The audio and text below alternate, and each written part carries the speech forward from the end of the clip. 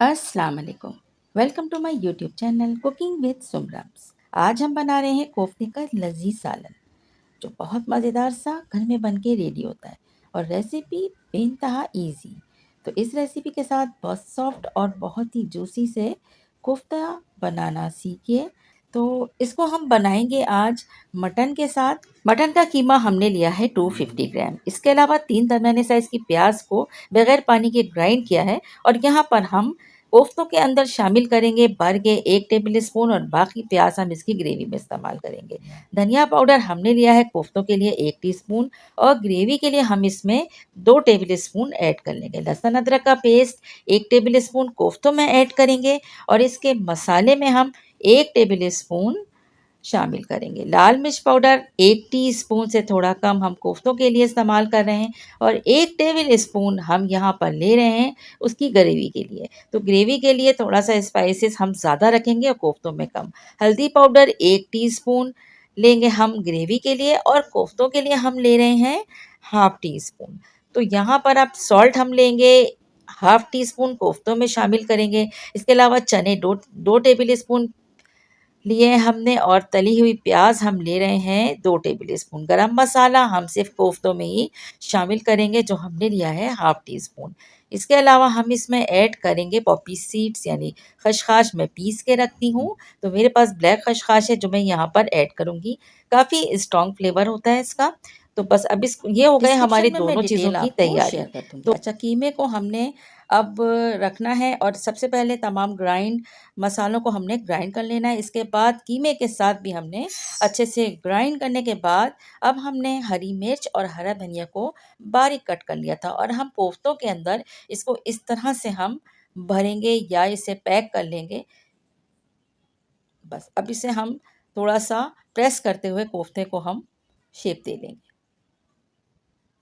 तमाम कोफ्तों को हम रेडी करेंगे। इस स्टेज पर कोफ्तों को फ्रीज़ किया जा सकता है और जब मूड हो निकाल कर आप इसे रेडी कर सकते हैं मसाला तैयार करके।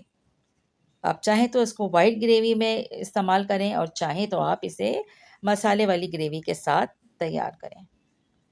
तो बस इस तरह से तमाम कोफ्तों को हमने प्रेस करते हुए बनाना है ताकि अच्छी तरह सख्त हो जाए और जम जाए कोफ्ते, बिखरे नहीं मसाले में ऐड होने के बाद।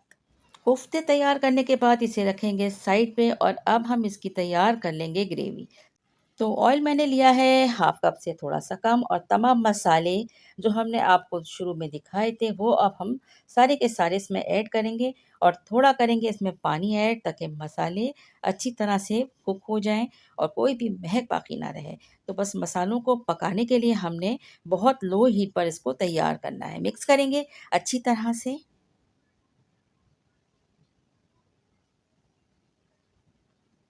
और अब हम इसमें तकरीबन 1 कप पानी ऐड करेंगे और इसके बाद इसको धीमी आंच पर हम कुक होने के लिए छोड़ देंगे।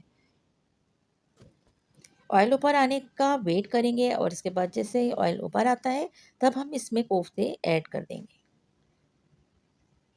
बस तमाम कोफ्तों को हमने मसाले में ऐड करते वक्त हीट को बिल्कुल लो रखना है वरना जिससे साइडों कोफ्तों से का मज़ा मसाला अच्छा नहीं जलना रहता। शुरू हो तो जाता है। बस और अब कोफ्तों को एक साइड से कुक होने के बाद इसका साइड को चेंज करेंगे और इसके बाद हम इसमें थोड़ा सा पानी ऐड करेंगे ताकि अच्छी तरह से कोफ्ते कुक हो जाएं। और मीडियम लो हीट पर हमें कोफ्तों को कुक करना है।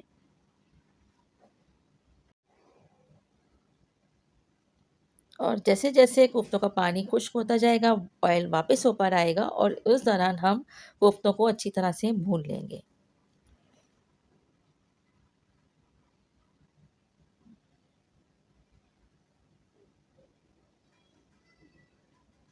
तो बस अब देखिए कि ये ऑयल अब काफ़ी हद तक ऊपर आ चुका है और अब इसे अच्छे से भूनने के बाद आप चाहें तो इसे इस स्टेज पर चूल्हे को बंद करके और इसे डिश आउट कर सकते हैं अगर आपको भुने हुए कोफ्ते पसंद हैं। लेकिन हमें यहाँ पे क्योंकि इसकी ग्रेवी बनाना है तो हम यहाँ पर 1/2 कप पानी ऐड कर लेंगे। कोफ्तों को चेक करेंगे, कोफ्ते सॉफ्ट हो चुके हैं, बहुत ज़्यादा मज़ेदार से बनते हैं।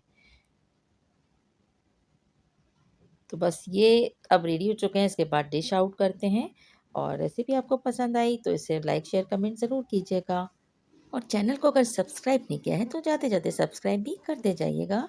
Thanks for watching. Take care. अल्लाह हाफिज़।